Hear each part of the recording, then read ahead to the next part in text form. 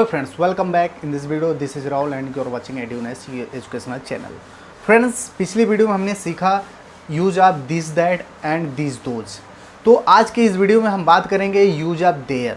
There का use कहाँ करते हैं, कैसे करते हैं और किस कंडीशन में इसको अप्लाई किया जाता है। तो आज की इस वीडियो में हम इसी की बात करेंगे। बहुत से लोग अभी तक कन्फ्यूजन में हैं कि देयर आता है, पढ़े भी हैं, लेकिन अच्छे तरीके से उसको पुटअप करके यूज नहीं कर पाते। तो सारा चीज़ बेसिक से लेकर एडवांस लेवल तक, कॉम्पिटिटिव लेवल तक हम इसमें पढ़ेंगे कि देयर का यूज कैसे करते हैं। So let's get started. Use of there. Friends, there का जो वैल्यू होती है, जो सेंटेंस क्रिएट होता है, बनता है, उसका मतलब होता है अस्तित्व सूचक वाक्य। जो अस्तित्व सूचक वाक्य का मतलब होता है कि ऐसी वैल्यू, ऐसे ऑब्जेक्ट जिनका कोई किसी प्लेस पर अस्तित्व हो, किसी प्लेस पे, जगह। क्योंकि हम जानते हैं एग्जिस्टेंस प्लेस मीन्स देयर का मतलब होता है वहाँ। देयर मीन्स क्या होता है? वहाँ। देयर का मतलब होता है वहाँ, जो बताता है किसी एक फिक्स प्लेस को, किसी स्थान के बारे में अब बात करता है। जैसे सिंपली हम टेंस में यूज करते हैं, जैसे वह वहाँ जा रहा है। तो इस सेंटेंस में जो वहाँ शब्द है, वर्ड है, यहाँ पर एक प्लेस की बात हो रही है। वहाँ मतलब कोई भी प्लेस होगा। तो इसका ट्रांसलेशन करेंगे, ही इज गोइंग। यहाँ पे जो देयर है, यहाँ पर एक प्लेस को बता रहा है जो अनडिफाइंड प्लेस है। तो ऐसे सेंटेंस में देयर का यूज इस तरीके से करते हैं, एज अ ऑब्जेक्ट के रूप में। लेकिन जब देयर का यूज हम सब्जेक्ट के रूप में करते हैं तो वही बनता है यूज ऑफ देयर। अब यूज ऑफ देयर का मतलब हो गया जो एग्जिस्टेंस प्लेस, एक निश्चित जगह को बताए। इसका मतलब कि हम देयर का यूज वहाँ करने वाले हैं कि जहाँ पर कोई ऑब्जेक्ट, कोई वस्तु किसको बताएगी कि वह वस्तु किसी प्लेस पे है, किसी स्थान। इसका मतलब जो भी देयर के यूज में हम पढ़ेंगे वह टोटली होगा किसी एक स्थान पर वो वैल्यू, वो ऑब्जेक्ट होगी। जैसे फॉर एग्जांपल के रूप में हम देख लेते हैं, जैसे कह दिए हम कलम है, सिर्फ हमने कहा कलम है। इस सेंटेंस में देखिए कोई सब्जेक्ट के रूप में कोई तो वर्ड है नहीं, कोई सब्जेक्ट का काम कर भी नहीं रहा है। लेकिन ये जो पेन है, कलम, ये किसी एक स्थान पर ही है। कलम है मतलब कहीं होगी, किसी स्थान पे होगी। इसका मतलब यहाँ पर जब सब्जेक्ट कोई ना हो और किसी एक स्थान पे बात की जाए, कोई वस्तु किसी स्थान पे हो, उसमें सब्जेक्ट ना हो, तो यहाँ पे हम किसका यूज करते हैं? There. There is a pen. कलम है या एक कलम है।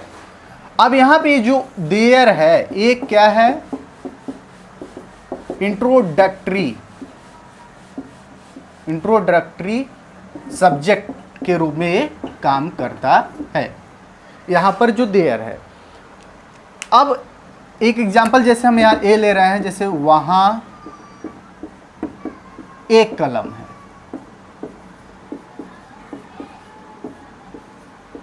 वहाँ एक कलम है। अब देखिए ये जो वहाँ वर्ड है, यहाँ पर अब ये सब्जेक्ट नहीं है यहाँ पर। अब मान लीजिए ये वहाँ नहीं होता तो एक कलम की ट्रांसलेशन क्या होगा? There is a pen. There is a pen, एक कलम है। क्योंकि एक जो कलम है इसमें सब्जेक्ट तो है नहीं, किसी एक निश्चित स्थान पे होगी, इसलिए इसका क्या हो जाएगा? देयर इज अ पेन, एक कलम है। अब यहाँ पर एक अनडिफाइंड प्लेस आ गया जिसको हम ऑब्जेक्ट बनाएंगे यहाँ पर, देयर। तो इस सेंटेंस में देयर दो बार यूज होगा। देयर इज अ पेन, एक कलम है, कहाँ है? वहाँ है।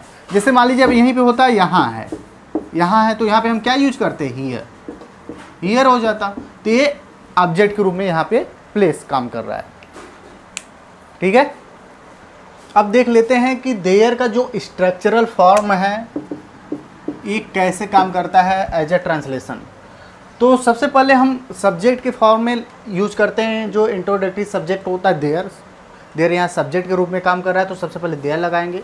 अब फ्रेंड्स मैं बता दूं कि ये तीनों फॉर्म में बात करें, टेंस की तीनों फॉर्म की बात करें, प्रेजेंट में रहेगा तो देयर के साथ क्या लगाएंगे कि जो EJMR होता है, ये प्रेजेंट फॉर्म होता है। यदि है, हूँ लास्ट में आ रहा है देयर के यूज में, तो हम प्रेजेंट फॉर्म यूज करेंगे। और पास्ट फॉर्म आएगा तो वाज वेयर, और फ्यूचर फॉर्म आएगा तो विल भी यूज करेंगे। जैसे एक पेड़ होगा तो there will be a tree, ये फ्यूचर फॉर्म हो गया। और शुड बी, मस्ट बी, ये इस रूप में भी आता है, जैसे चाहिए, एक पेड़ होना चाहिए, शुड हैव बीन, और मे बी, कुड बी। तो ये अलग अलग टेंस के फॉर्म हैं। जैसा हमारा लास्ट में हेल्पिंग वर्ब यूज होगा हिंदी के रूप में, वैसा हम हेल्पिंग वर्ब यहाँ पर यूज कर लेंगे देयर के साथ। फिर आता है ए या एन, हमारा ऑब्जेक्ट या सिंगुलर है तो ए या एन यूज करेंगे। और उसके बाद आता है नाउन, जो हमारी ऑब्जेक्ट होगी, जैसे बुक हो गया, पेन हो गया, एक पेन है, एक हो गया किताब है, एक घड़ी है, जो भी ऑब्जेक्ट है वो नाउन होता है। और नाउन किस फॉर्म में आ गया, या तो सिंगुलर होगा या तो प्लूरल होगा। ठीक है, अब सिंगुलर और प्लूरल नाउन जो हमारा ऑब्जेक्ट वस्तु होगा, उसके अनुसार हम यहाँ पे हेल्पिंग वर्ब यूज कर लेंगे, चाहे हमारा कोई भी टेंस का फॉर्म हो, चाहे प्रेजेंट हो, पास्ट हो या फ्यूचर हो। फिर अदर वर्ड आ रहा है, जैसे in the school, under the tree, कुछ भी अदर वर्ड आ रहा है तो उसको बाद में लिख देंगे। और फ्रेंड्स एक बात मैं यहाँ बता दूँ, यदि नेगेटिव वर्ड आता है, देयर के यूज में नेगेटिव वर्ड आता है, तो सीधा जो ए हेल्पिंग वर्ब आप यहाँ देख रहे हैं, इसके बाद हम यहाँ पे क्या यूज करेंगे, नॉट। यहाँ पे हम यूज क्या कर लेंगे, नॉट यूज कर लेंगे। जैसे विल नॉट बी, पिछले क्लास में मैंने बताया था विल के बाद जस्ट नॉट रखना, तब भी रखना है। Is not, are not, was not, were not, should not be, be से पहले नॉट रखना है। Must not be, should not have been, must not have been, may not be, could not be, इस तरीके से बी से पहले ए not use होता है। तो जैसा हमारा फॉर्म होगा वैसा हम यूज कर लेंगे। ठीक है, चलिए अब इस स्ट्रक्चरल फार्मूले पर हम कुछ एग्जांपल देखते हैं। हमारे पास ये 5 एग्जांपल्स हैं जो मिक्स करके मैंने दिया है, तो इसको करके देखते हैं। तो देखिए पहला जो सेंटेंस है, इस कुएं में मेंढक है। पहली चीज़ आप यहाँ पे ये देखिए कि जो भी सेंटेंस होगा, हर एक सेंटेंस में जगह की बात होगी। सीधी बात, किसकी बात होगी, जगह की। यानी कोई भी ऑब्जेक्ट मेरा, ये जो है ऑब्जेक्ट, ये किसी एक निश्चित स्थान पर होगी। जगह वाली जहाँ बात आए वहाँ पर एज ए सब्जेक्ट के रूप में हमको देयर को यूज करना है। एग्जिस्टेंस ऑफ प्लेस, यानी उस प्लेस की एग्जिस्टेंस की वैल्यू की बात हो तो हमको वहाँ पर देयर का यूज करना है। तो जैसे हम पहले एग्जांपल देखते हैं, जैसे इस कुएं में मेढक हैं। सिंपल सेंटेंस, मेढक हैं, कहाँ हैं, जगह क्या है, इस कुएं में, यानी मेढक का प्लेस कहाँ है, कुएं में। अब देखिए फ्रेंड्स, ये तो एक प्लेस हो गया जो प्रीपोजिशन में से जुड़ा है, ये अदर वर्ड में हो गया। लेकिन मेढक है, लेकिन इसके साथ सब्जेक्ट नहीं है, ये अदर वर्ड में हो गया। तो इसके साथ हम क्या यूज करेंगे, देयर। तो देयर, पहले मेढक है, there is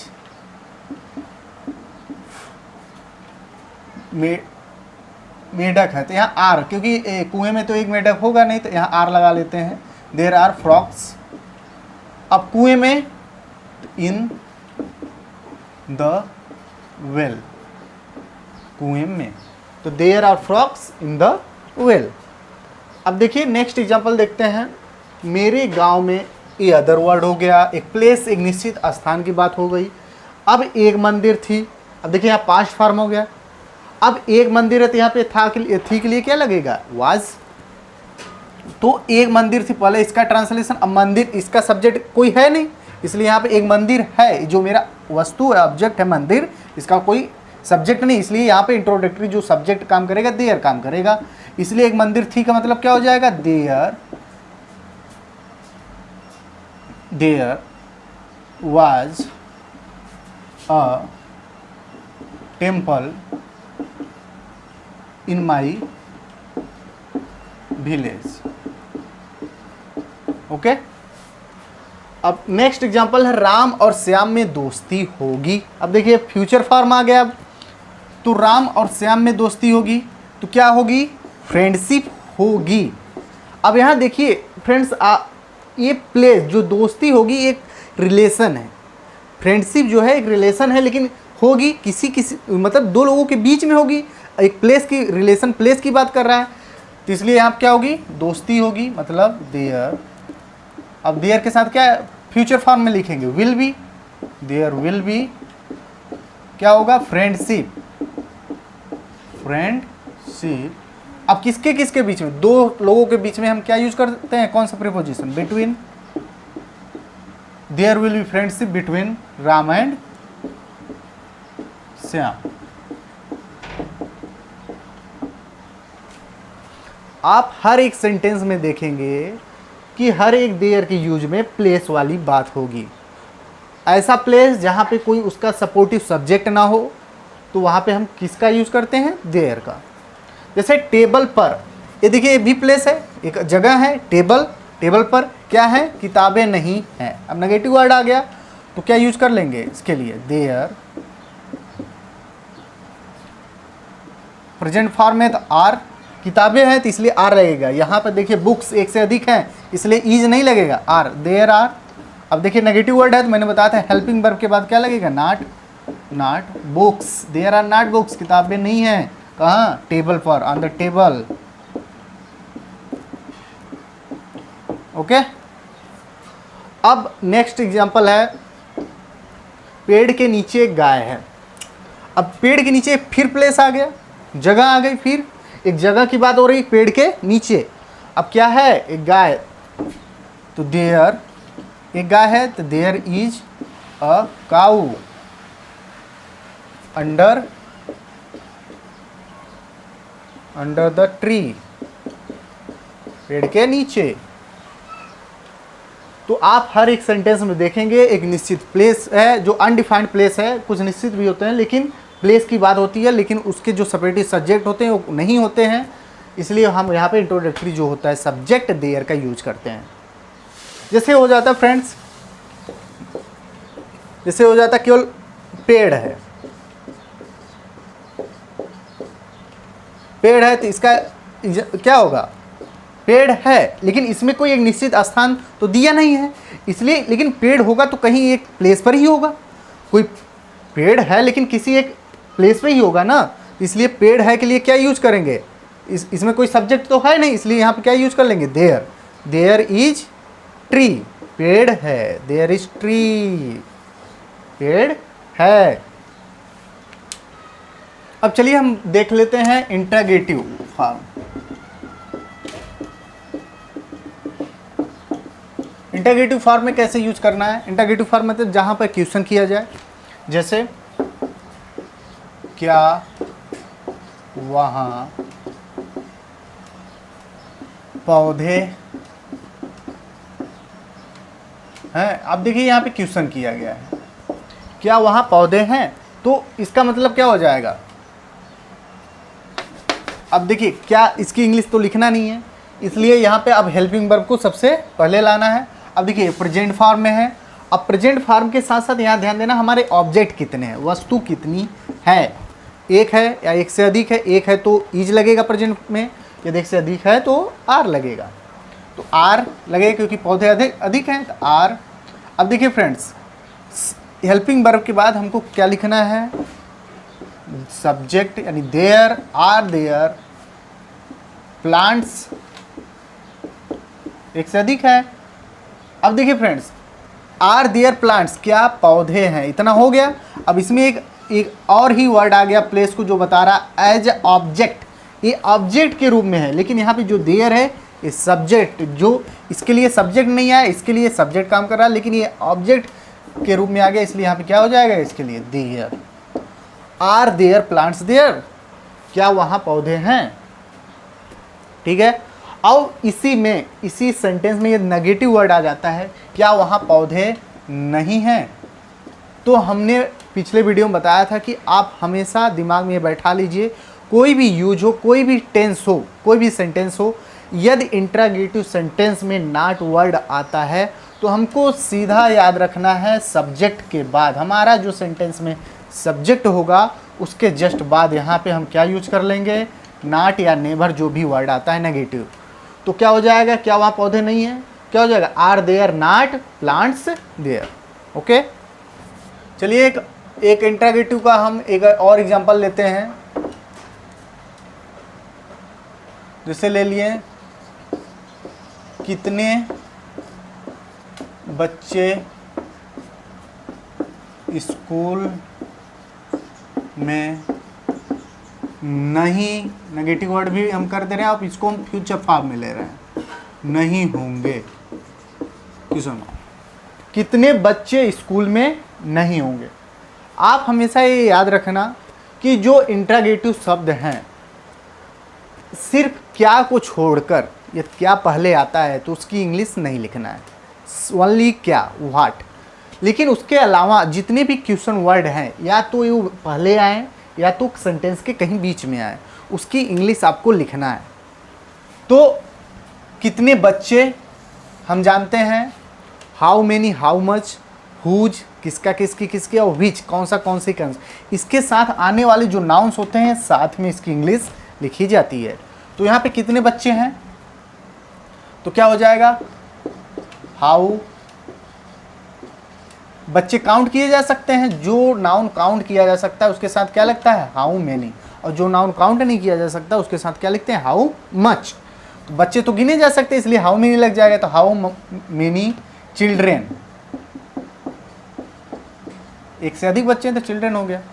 how many children's, sorry children, how many children. अब देखिए ये फ्यूचर फॉर्म में है, ये फ्यूचर में है। अब यहाँ पे क्या हेल्पिंग वर्ब लिखेंगे, क्या लिखेंगे, हेल्पिंग वर्ब। अब विल, मैंने बताया था नॉट आए तो विल के जस्ट बाद नॉट, सॉरी यहाँ पे अभी देयर यूज करना है सब्जेक्ट के रूप में, विल देयर। अब मैंने बताया था इंट्रोगेटिव में नॉट आता है तो हमको सब्जेक्ट के बाद नॉट लिखना है। तो how many children will there not, अब बी, क्योंकि विल बी होता है इसलिए यहाँ बी आ जाएगा। How many children will there not be, कितने बच्चे नहीं होंगे, कहाँ, एक प्लेस आ गया, स्थान, स्कूल में तो इन द स्कूल। चलिए फ्रेंड्स, अब देख लेते हैं देयर का यूज़ जो कॉम्पिटिटिव एग्जाम्स होते हैं, जो एसएससी के एग्ज़ाम्स होते हैं, बैंक के एग्ज़ाम होते हैं, इन सब एग्ज़ाम्स में जो देयर का यूज़ पूछा जाता है as a grammatically English grammar के फॉर्म में, तो देयर का यूज़ किस फॉर्म में, किस सेंटेंस में किया जाता है, तो इसी के बारे में हम देख लेते हैं। तो फ्रेंड्स मैं बता दूं कि देयर जो होता है वो इंटरजेक्शन फॉर्म में आ सकता है, इंटरजेक्शन के रूप में आ सकता है, प्रोनाउन के रूप में आ सकता है, और एडजेक्टिव के रूप में आ सकता है, या तो एडवर्ब के रूप में आ सकता है। तो एग्जाम में क्वेश्चन दिए जाते हैं, उसमें बताना होता है कि जो देयर का यूज किया गया है वो किस फॉर्म में, किस पार्ट्स ऑफ स्पीच के फॉर्म में यूज किया गया है। तो इसके लिए हमने कुछ यहाँ पे एग्जांपल्स राइट डाउन किए हैं। चलिए देख लेते हैं कि इन सब एग्जांपल्स में देयर का किस रूप में यूज हुआ है। तो पहला एग्जांपल लेते हैं, देयर, पहले ये समझ लेते हैं इंटरजेक्शन। ये सब जो चीज़ें हैं ये सब सिंटैक्स के फॉर्म में है, and means parts of speech के अलग अलग फॉर्म है। और इंटरजेक्शन का मतलब क्या होता है, ऐसे सेंटेंस जिसमें हो गए सारो, एक्सप्रेशंस, भाव, फीलिंग्स, इन सब का पता चलता है, उसको इंटरजेक्शन सेंटेंस बोलते हैं। और प्रोनाउन का मतलब होता है कि जो नाउन के प्लेस पे यूज किए जाते हैं, दैट इज प्रोनाउन। जैसे राम के प्लेस पे हम क्या यूज कर सकते हैं, ही, तो वहाँ पे ही क्या हो जाएगा, प्रोनाउन हो जाएगा, तो वो होता है प्रोनाउन। एडजेक्टिव जानते हैं, एडजेक्टिव का मतलब होता है कि which qualify the noun or pronoun, means कि ऐसा वर्ड जो किसी नाउन या प्रोनाउन की क्वालिटी को बताता है, दैट इज कॉल्ड एडजेक्टिव, वह एडजेक्टिव कहा जाता है। और एडवर्ब क्या होता है, किसी जो वर्ब, स्पेशली इसमें देखिए फ्रेंड्स वर्ब है, तो ये स्पेशली वर्ब की क्वालिटी को बताता है, इसलिए इसको क्या कहा जाता है, एडवर्ब। जो सेंटेंस में वर्ब यूज होता है उससे रिलेटेड, उसको एम्फेसाइज करने के लिए, जोरदार बनाने के लिए, या कोई और एक्सप्रेशन देने के लिए जो वर्ड यूज होता है वो होता है एडवर्ब। तो यही चार जो फॉर्म होते हैं स्पेशली कॉम्पिटिटिव एग्जाम में देयर को लेकर पूछे जाते हैं। तो पहला एग्जांपल देखते हैं, देखिए there finally I have done it. यहाँ जो देयर का यूज हुआ है, देखिए इसके बाद है एक्सक्लामेशन मार्क। जो एक्सक्लामेशन मार्क ये यूज हुआ है, ये इसको एक्सक्लामेशन मार्क बोलते हैं। स्पेशली एक्सक्लामेशन मार्क किस में आता है? इंटरजेक्शन सेंटेंस में। जो इंटरजेक्शन के सेंटेंस होते हैं, फीलिंग्स एक्सप्रेशन जो सभी यूज किए जाते हैं सेंटेंस में, वो विथ एक्सक्लामेशन यूज होता है। इसलिए हम इससे फाइनली हम फाइंड कर सकते हैं कि यहाँ पे जो देयर यूज हुआ है ये किस फॉर्म में यूज हुआ है? इंटरजेक्शन फॉर्म में। अब मैं यहाँ बता दूं कि जो यहाँ पे देयर यूज हुआ है इसका मतलब क्या है। अब ये इस सेंटेंस का मतलब क्या है? There finally I have done it, मतलब अंततः मैंने इसको कर लिया है। यहाँ पे देयर का मतलब क्या हुआ आखिर? इसका देयर का मतलब यहाँ हुआ कि ऐसा एक्सप्रेशन, ऐसा फीलिंग जो रिलीफ आपको देता हो। रिलीफ मीन्स संतुष्टि देता हो। जैसे कोई काम हम करने जाते हैं और उस काम को करने में वर्क हार्ड, मेहनत ज़्यादा लगती है और ऐसा लगता है कि हो पाएगा कि नहीं हो पाएगा, और फाइनली हम उस चीज़ को अचीव कर लेते हैं तो हमको एक संतुष्टि मिलती है, रिलीफ मिलती है। तो इस फीलिंग को हम देयर से दिखाते हैं। तो there finally I have done it, oh God, या बोलते हैं ना, ओह फाइनली हमने अंत में कर लिया। तो अब यहाँ भी देखिए फ्रेंड्स, सेकेंड जो एग्जाम्पल है, यहाँ भी देखिए एक्सक्लामेशन मार्क लगा हुआ है, आया है oh there exams are over, oh exams समाप्त हो गए हैं। इसलिए यहाँ पे जो ओ देयर, यहाँ जो देयर का फॉर्म यूज हुआ है विथ एक्सक्लामेशन, तो हम कह सकते हैं कि यहाँ पर जो देयर काम कर रहा है इंटरजेक्शन फॉर्म, इंटरजेक्शन रूप में देयर काम कर रहा है। अब नेक्स्ट एग्जाम्पल है, थर्ड एग्जाम्पल हम लेते हैं, यह है देयर इज अ किंग। अब इस सेंटेंस में हमको बताना है कि देयर किस रूप में यूज हुआ है। इंटरजेक्शन है, प्रोनाउन, एडजेक्टिव, एडवर्ब क्या है? तो फ्रेंड्स हमने अभी पीछे बताया कि जैसे इसका मतलब क्या होगा? एक राजा है, तो हमने बताया था एक राजा है। अब इसमें तो कोई सब्जेक्ट है नहीं, तो हम इसमें जो सब्जेक्ट यूज करेंगे, क्या यूज करते हैं? देयर। इसलिए यहाँ पर देखिए फ्रेंड्स, ये क्या यूज हुआ है? सब्जेक्ट के रूप में। और फ्रेंड्स मैं बता दूं, सब्जेक्ट के रूप में जब देयर यूज होता है, या तो क्या होता है? नाउन या प्रोनाउन। जितनी भी सेंटेंस के सब्जेक्ट्स होते हैं, वो सब्जेक्ट्स या तो नाउन होते हैं या तो प्रोनाउन होते हैं। ठीक है?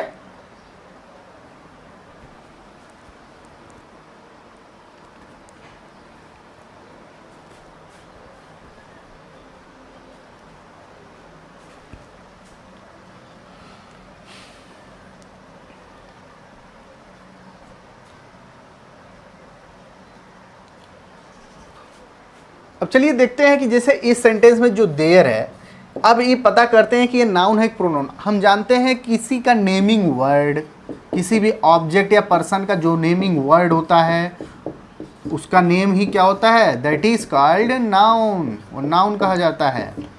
लेकिन यहाँ पे ये कोई नेमिंग वर्ड तो है नहीं। अब इस नेमिंग वर्ड के प्लेस पे जो आता है वो क्या होता है? प्रोनाउन हो जाता है।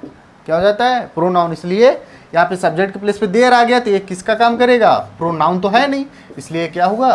प्रोनाउन। इसी तरीके से देखिए नेक्स्ट एग्जांपल में, देखिए फोर्थ वाले में, ये देखिए there is no any chance, कोई भी मौका नहीं है, कोई भी चांस नहीं है। यहाँ पे देखिए, यहाँ पर भी ये देयर किस रूप में हुआ? एज ए सब्जेक्ट के रूप में। सब्जेक्ट हमारा क्या है? नाउन तो है नहीं, इसलिए क्या हुआ? प्रोनाउन। अब देखिए नेक्स्ट एग्जाम्पल है एग्जाम्पल नंबर 5। अब देखिए इसमें सेंटेंस में पता करना है कि देयर किस फॉर्म में यूज हुआ है। लिखा है look at that boy there, वहाँ एक लड़के को देखो। यहाँ मतलब इसका जो हिंदी एग्जैक्ट होगा, लड़के को देखो, मतलब वहाँ एक लड़के को देखो। तो वहाँ एक लड़का है, लेकिन ये एम्फेसाइज करके बोला जा रहा है, जोरदार वाक्य को बनाया जा रहा है, यानी जोरदार कह के मतलब बात को रखी जा रही है कि उसी लड़के को देखो। Look at that boy there, वहाँ एक लड़की को देखो। तो यहाँ पे जो देयर यूज हुआ है एक किस फॉर्म में है? ये देखिए फ्रेंड्स कह रहा है उसी लड़की को देखो, यानी एक किससे जुड़ा है? बॉय से। यानी किसकी ये क्वालिटी बता रहा है, इंडिकेट कर रहा है? वही बॉय, वही लड़का। तो यहाँ पर बॉय देयर यानी बॉय को एम्फेसाइज कर रहा है, बॉय को जोरदार बनाने के लिए ये आ रहा है, यानी ये बॉय की क्वालिटी को बता रहा है कि वही बॉय स्पेशल लड़का है। इसलिए यहाँ पे देयर क्या हो जाएगा? हमने बताया अभी, जो नाउन या प्रोनाउन की क्वालिटी बताता है, यानी उस पर जोड़ देता है जो वर्ड, वो क्या होता है, एडजेक्टिव। तो यहाँ पे हमारा जो देयर यूज हुआ है किस फॉर्म में यूज हुआ है, एडजेक्टिव फॉर्म में। अब देखिए नेक्स्ट हमारा एग्जाम्पल है एग्जाम्पल नंबर 6। देखिए यहाँ पर जो है sentence, please ask that lady there. यहाँ पर भी आप आसानी से पकड़ सकते हैं कि कृपया उस लेडी से, महिला से पूछिए। तो यहाँ पे लेडी देयर यानी एक ही लेडी की तरफ इंडिकेट किया जा रहा है, इम्फेसाइज किया, जोरदार मतलब जोर कर कर दिया जा रहा है कि उसी लेडी से आप पूछिए, यानी एक निश्चित एक मतलब स्पेशल लेडी होगी। तो इसी तरीके से भी ये इसको क्वालिफाई कर रहा है, इसलिए यहाँ पे देयर हमारा क्या हो जाएगा, इस नाउन का क्वालिफाई कर रहा है तो देयर क्या हो जाएगा, एडजेक्टिव हो जाएगा। ठीक है। अब एग्जाम्पल नंबर 7 है। 7 में देखिए क्या है, कह रहा है you can sit over there, you can sit over there, आप वहाँ बैठ सकते हैं। अब फ्रेंड्स देखिए ओवर, देखिए फ्रेंड्स ये फ्रेजल वर्ब है पूरा, ये वर्ब कहा जाता है यानी phrasal verb, sit over. Sit over मतलब वहाँ पे उसके ऊपर बैठना, सिट ओवर। अब देखिए इस वर्ब की यानी फ्रेजल वर्ब की क्वालिटी हमने बताया अभी यहाँ इस पिछले सेंटेंस में, क्या देयर एक नाउन की क्वालिटी बता रहा था, ठीक है।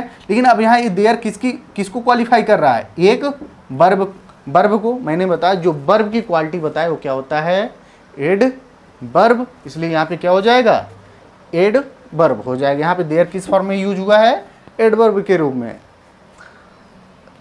Okay.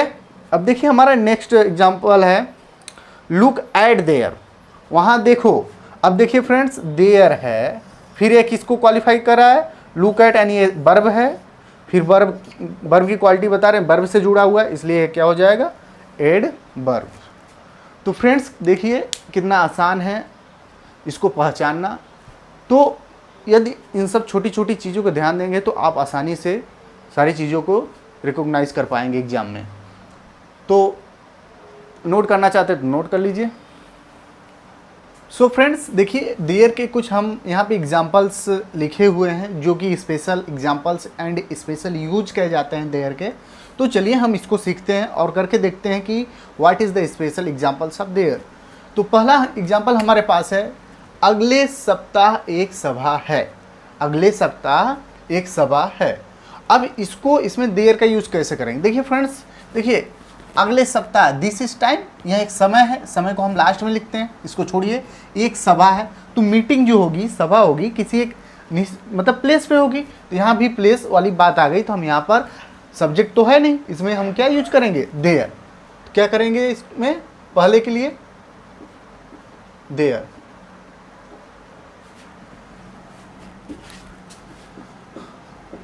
There is a meeting, there is a meeting, एक सभा है अगले सप्ताह मीन्स नेक्स्ट वीक। ओके, तो there is a meeting next week. फिर नेक्स्ट एग्जांपल है सेकंड वाला, भारत के सुदूर भागों में गरीबी तथा अशिक्षा है। सुदूर मीन्स यानी दूर, यानी अलग अलग जो दूर दूर एरियाज हैं इंडिया के। तो इसको कैसे करेंगे, तो भारत के सुदूर भागों में, ये एक अनडिफाइंड मतलब एरियाज हो गया, तो इसको अभी छोड़िए। अब देखिए यहाँ भी गरीबी तथा अशिक्षा जो है मतलब एरिया यानी एक प्लेस की बात है, यानी प्लेस पे ही होगी।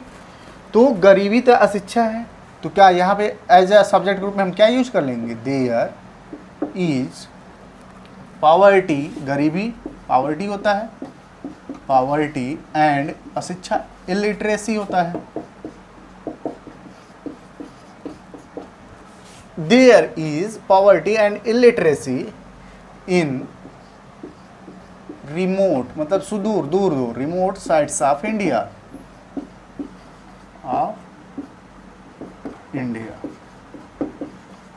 गुड।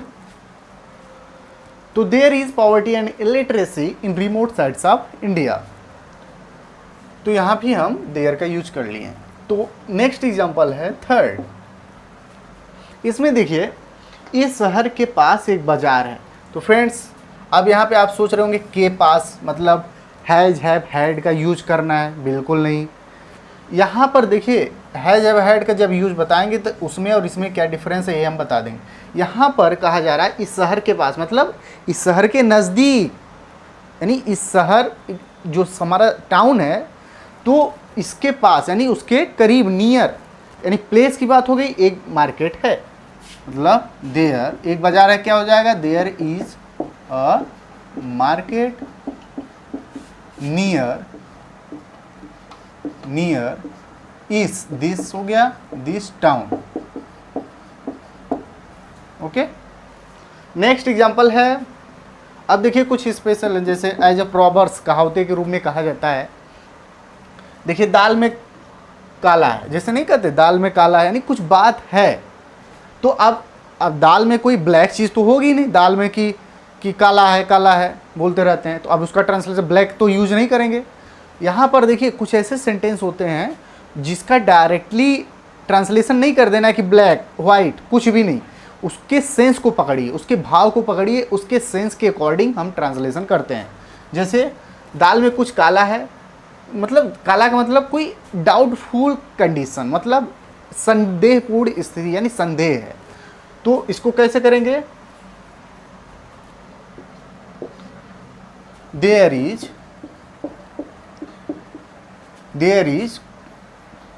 समथिंग फिशी, यानी कुछ फीसी मतलब डाउटफुल कंडीशन, कि कुछ डाउटफुल यानी संदेहपूर्ण स्थिति है, मतलब दाल में कुछ काला है। इसको हम एज अ प्रॉवर्ब्स, कहावते के रूप में भी यूज करते हैं। अब नेक्स्ट है, दिमाग में गंदगी है। अब दिमाग में तो डर्टी तो घुस नहीं सकती, कि कोई डर्ट आया, कोई गंदगी आई, घुस गई। तो यहाँ पर इसको कैसे करेंगे, दिमाग में गंदगी है, मतलब दिमाग में गंदगी का मतलब क्या होता है, दिमाग में जैसे बैड आइडियाज़ आना, दिमाग में जैसे बैड आइडियाज़ हैं, तो इसको कैसे करेंगे, देयर इज बैड आइडिया, क्योंकि वन टाइम पे तो एक ही आइडिया दिमाग में चलता है, एक ही आइडिया चलेगा, इसलिए इसको किस में लेंगे, सिंगुलर फॉर्म में, इसलिए ईज आया।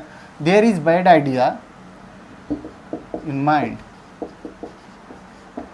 ओके, अब नेक्स्ट है हमारा, वहां पर कुछ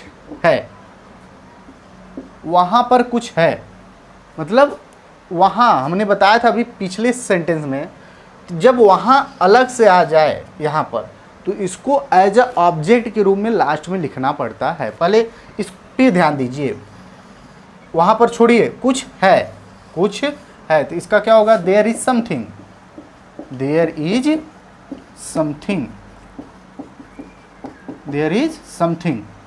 वहां पर देयर इज समथिंग, फिर वहां पर मतलब देयर, ऑब्जेक्ट के रूप में यहाँ यूज कर लेना है, देयर इज समथिंग। अब देखिए फ्रेंड्स, समथिंग मतलब कोई चीज़ होगी, उसकी इसको एक क्वालिफाई करेगा, इसलिए यहाँ पे किस फॉर्म में यूज हुआ है, एज अ एडजेक्टिव के रूप में, मतलब एडजेक्टिव तो है लेकिन यहाँ ऑब्जेक्ट के रूप में है। नेक्स्ट है 7, आंखों में जादू है। आंखों में जादू, अब आंखों में कोई मैजिक तो करेगा नहीं, आंखों में जादू का मतलब क्या है कि उसकी आंखों में जो आकर्षण देखने को, अट्रैक्शन देखने को मिल रहा है, वो वहाँ पे, यहाँ पे सेंस है। अब आंखों में जादू का क्या होता है, तो देयर इज, जादू है तो इसका क्या हो जाएगा, देयर इज फैसिनेशन, जादू है यानी आकर्षण है, इन आइज, आंखों में, इन आइज। ओके, जीवन में कष्ट है। अब जीवन में कष्ट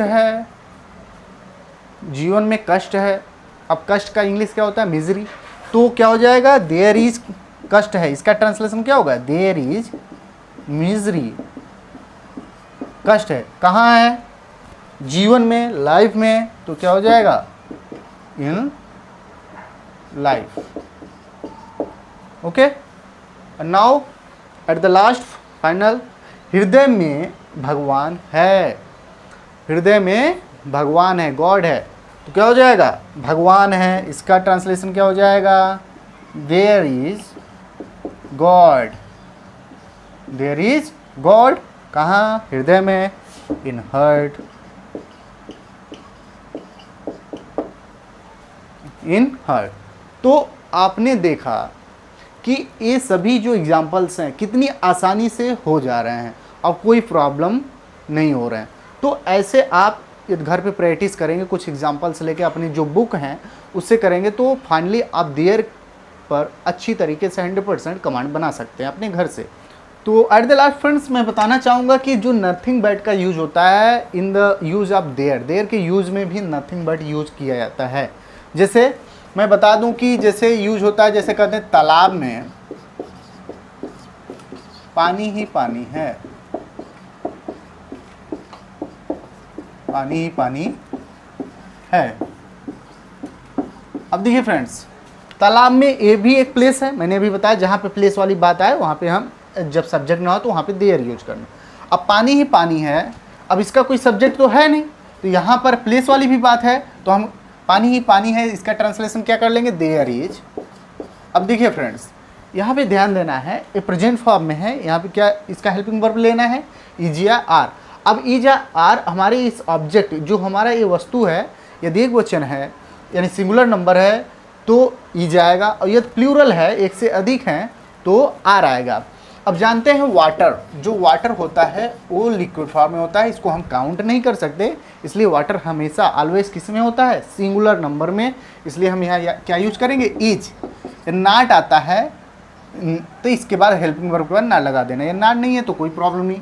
तो देयर इज, अब क्या यूज करेंगे, नथिंग बट, क्या यूज करना है, there is nothing but, there is nothing but. अब देखिए हमारा ये ऑब्जेक्ट क्या है, वाटर इन द पॉन्ड या इन पॉन्ड, क्लियर है। तो देखिए there is nothing but water in the pond, यानी पानी ही पानी है, ठीक है। तो फ्रेंड्स मैंने इस वीडियो में बताया आपको देयर का यूज बेसिक से लेकर एडवांस लेवल तो आप घर पे प्रैक्टिस करिए और एंजॉय करिए इस वीडियो को।